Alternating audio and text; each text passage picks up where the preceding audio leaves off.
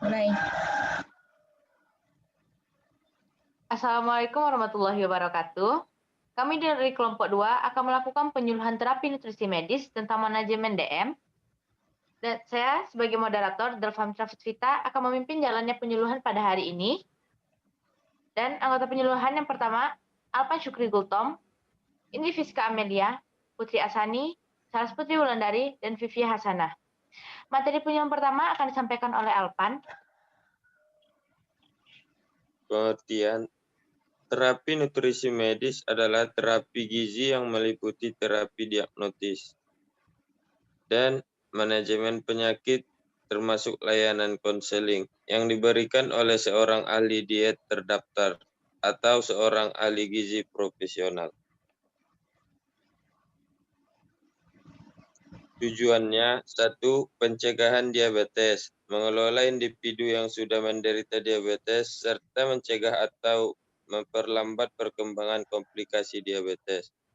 2. Mencapai dan memelihara kadar glukosa darah dalam batas normal atau mendekati normal seaman mungkin.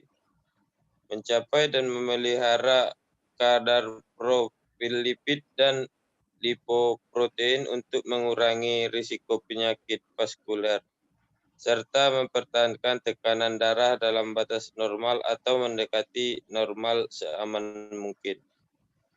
Yang ketiga, mencegah, memperlambat laju perkembangan komplikasi kronis dari diabetes dengan memodifikasi asupan zat gizi, gaya hidup, dan untuk memenuhi kebutuhan gizi individu dengan tetap mempertimbangkan preferensi pribadi atau kebiasaan budaya setempat, serta mempertahankan kenikmatan dalam mengonsumsi makanan.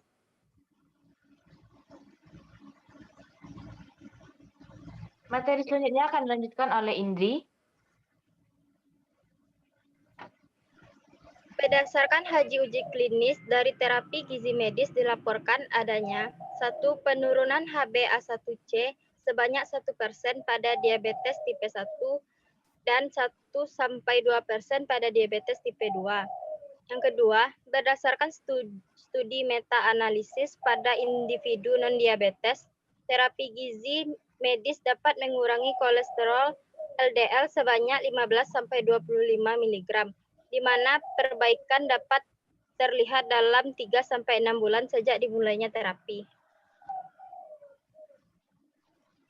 Selanjutnya, obesitas telah diakui sebagai penyebab utama resistensi insulin yang mencetuskan terjadinya diabetes tipe 2. Sehingga kontrol terhadap berat badan sangat penting untuk menyandang diabetes atau berisiko untuk diabetes. Studi menunjukkan bahwa sedikitnya 80% dari yang baru didiagnosis dengan diabetes tipe 2 mengalami kelebihan berat badan. Selanjutnya, The National Heart, Lung and Blood Institute menyatakan bahwa yang termasuk pada kategori berat badan lebih atau overweight adalah individu dengan indeks massa tubuh besar dari 25 kilo.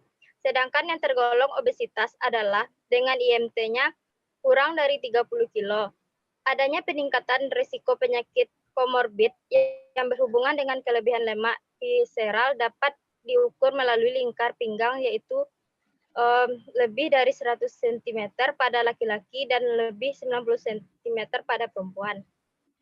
Strategi pengaturan kalori untuk manajemen berat badan harus didasarkan pada bobot target realistis. Peningkatan bobot tersebut adalah menurut tingkat energi dan aktivitas masing-masing individu, sehingga dibutuhkan suatu rumusan untuk memperkirakan tingkat metabolisme basal dan pengeluaran energi setiap hari berdasarkan berat badan dan aktivitas. Bukti menunjukkan bahwa dengan mengurangi energi dan asupan lemak, 30% dari energi total aktivitas fisik reguler dapat menghasilkan penurunan berat badan 7% dari berat awal. Diet standar dalam menurunkan berat badan adalah dengan mengurangi asupan 500-1000 kalori per hari ternyata dapat menurunkan berat badan 0,5 atau sampai 1 kilo per minggu. Untuk materi selanjutnya, tentang komposisi makronutrien dan mikronutrien akan disampaikan oleh Putri Asani. Selanjutnya yaitu komposisi makronutrien. Berikut adalah tabel dari jurnal Biomedik. Yang pertama, klasifikasi dari overweight dan obesitas berdasarkan IMT, ukuran lingkar pinggang, dan dihubungkan dengan resiko penyakit komorbid. Pada BB kurang, IMT-nya itu kurang dari 18,5. Kalau normal, IMT-nya itu adalah 18,5 sampai 24,9. Pada BB berlebih, IMT-nya yaitu 25 sampai 29,9. Pada obesitas, IMT-nya yaitu 30 sampai 34,9. Yang tingkat obesitasnya termasuk golongan 1. Risiko sakitnya itu tinggi pada pria yang kurang dari 40 inci lingkar pinggangnya, dan pada wanita pada lingkar pinggang kurang dari 35 inci. Dan sangat tinggi risiko sakitnya pada lingkar pinggang pria di bawah 40 inci dan wanita di bawah 35 inci. Selanjutnya obesitas golongan 2 yaitu IMT-nya 3,5 sampai 39,9. Lingkar pinggangnya yaitu sangat tinggi pada pria yang 40 inci, yang lebih dari 40 inci dan wanita yang lebih dari 35 inci. Pada lingkar pinggang pria di bawah 40 inci dan wanita di bawah 35 inci sangat tinggi juga risiko sakitnya. Selanjutnya obesitas berat itu IMT-nya yaitu lebih dari 40, termasuk tingkat obesitas golongan 3. Risiko sakitnya itu amat sangat tinggi pada lingkar pinggang pria di bawah 40 inci dan wanita di bawah 35 inci, dan risiko sakit pada lingkar pinggang pria di atas 40 inci dan wanita lebih besar dari 35 inci juga amat sangat tinggi. Selanjutnya pada tabel tingkat metabolisme basal dan pengeluaran energi setiap hari menurut berat badan dan aktivitas fisik. Pada pria usia 10-18 itu BMR-nya 3,5 weight ditambah 651 yang tergolong tingkat aktivitasnya itu inaktif. Penggunaan energinya BMR kali 1,30.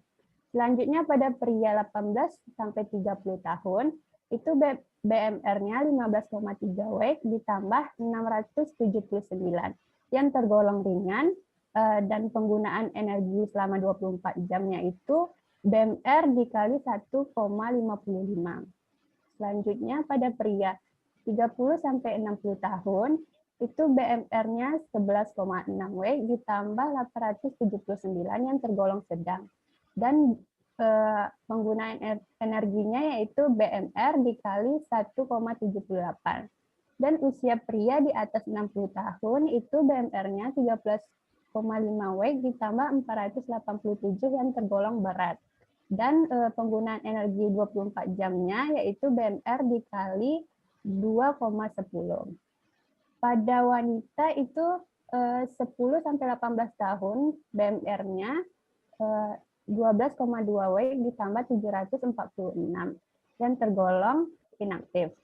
Dan penggunaan energinya yaitu BMR dikali 1,30. Selanjutnya wanita pada 18-30 tahun itu BMR-nya 14,7 weight ditambah 466 yang termasuk ringan. Penggunaan energi 24 jamnya yaitu BMR dikali 1,56. Selanjutnya pada wanita 30-60 tahun itu BMR-nya 8,7 weight ditambah 829 yang tergolong sedang. Pada penggunaan energi 24 jamnya itu BMR dikali 1,64. Dan yang terakhir adalah wanita di atas 60 tahun, BMR-nya yaitu 10,5 weight ditambah 596 yang tergolong berat, dan penggunaan energi 24 jamnya itu BMR dikali 1,82. Selanjutnya ada tabel klasifikasi karbohidrat berdasarkan indeks glisemik, bisa dilihat di tabel. Dan komposisi mikronutrien itu tuh pemberian suplemen rutin dengan antioksidan seperti vitamin E, vitamin C, dan karoten.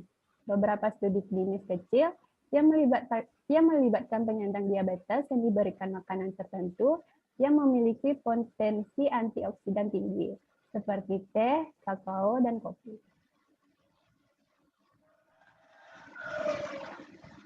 Untuk materi selanjutnya tentang rekomendasi nutrisi untuk diabetes yang akan dilanjutkan oleh Saras.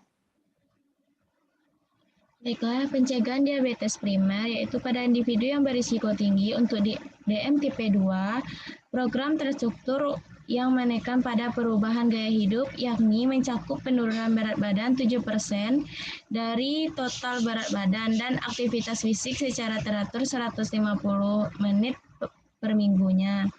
Dengan strategi diet termasuk mengurangi kalori dan asupan lemak, dapat mengurangi risiko diabetes. Individu yang berisiko tinggi untuk diabetes tipe 2 harus dianjurkan untuk diet tinggi serat, yaitu 14 gram serat per 1000 kilokalori, dan makanan biji-bijian yang masih mengandung kulit utuh.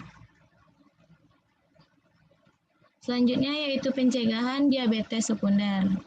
Pengaturan karbohidrat, pola diet yang mencakup karbohidrat dari buah-buahan, sayuran, biji-bijian, kacang-kacangan, dan susu rendah lemak dianjurkan dalam terapi gizi pasien diabetes, di mana mengatur jumlah karbohidrat berupa total kalori, pertukaran jenis karbohidrat, atau estimasi berbasis pengalaman, tetap menjadi strategi utama dalam mencapai kontrol glikemia. Pengaturan lemak dan kolesterol, yang pertama itu ada konsumsi asam lemak omega 3 yang berasal dari ikan atau dari suplemen. Dan yang kedua ada pemberian diet Mediterranean yang terbukti dapat menurunkan mortalitas pada komunitas lanjut usia di Eropa sebesar 7%. Dan yang ketiga ada sterol dan stanol ester yang berasal dari tumbuhan dapat menghambat penyerapan kolesterol di intestinal yang berasal dari makanan dan dari empedu. Yang selanjutnya ada pengaturan protein, di mana kualitas sumber protein yang baik adalah sumber protein yang mengandung asam-asam amino esensial yang lengkap, yakni mencakup 9 jenis asam amino esensial. Diet tinggi protein tidak direkomendasikan sebagai metode untuk menurunkan berat badan pada penyandang diabetes. Selanjutnya, pencegahan diabetes tersier yang akan dilanjutkan oleh Vivia. Baiklah, pencegahan diabetes tersier yang pertama yaitu komplikasi mikrovaskular. Pada penyandang diabetes yang telah mengalami mikroalbuminuri, pengurangan asupan filtrasi glomerulus dapat mengurangi ekspresi albumin urin. Pembatasan asupan protein sejumlah 0,8 gram per kilogram berat badan per hari. Selanjutnya, penanganan risiko penyakit kardiovaskular. Dianjurkan diet yang kaya dengan buah-buahan, sayuran, dan produk susu rendah lemak, termasuk biji-bijian utuh, ikan, dan kacang-kacangan, serta mengurangi lemak yang berasal dari daging yang berwarna merah, permen, dan minuman yang mengandung gula.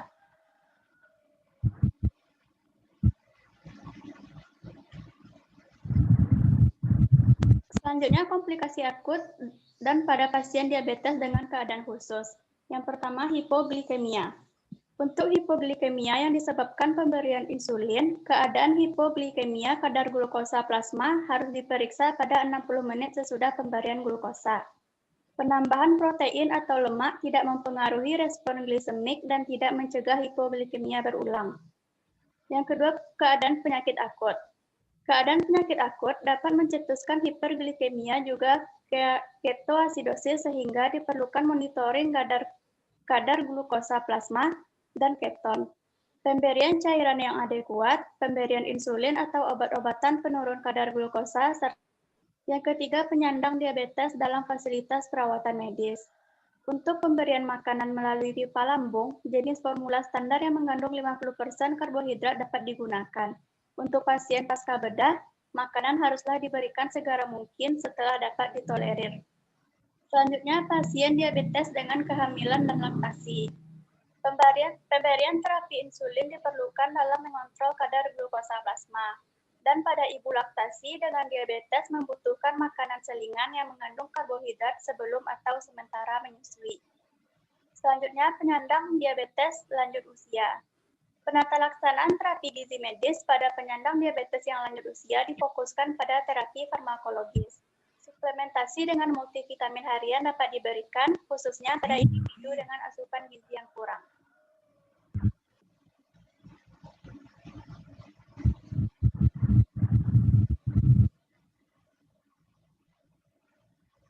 Baiklah, itulah penyuluhan terapi nutrisi medis tentang manajemen diabetes mellitus dari kelompok 2. Sekian dari kami. Assalamualaikum warahmatullahi wabarakatuh.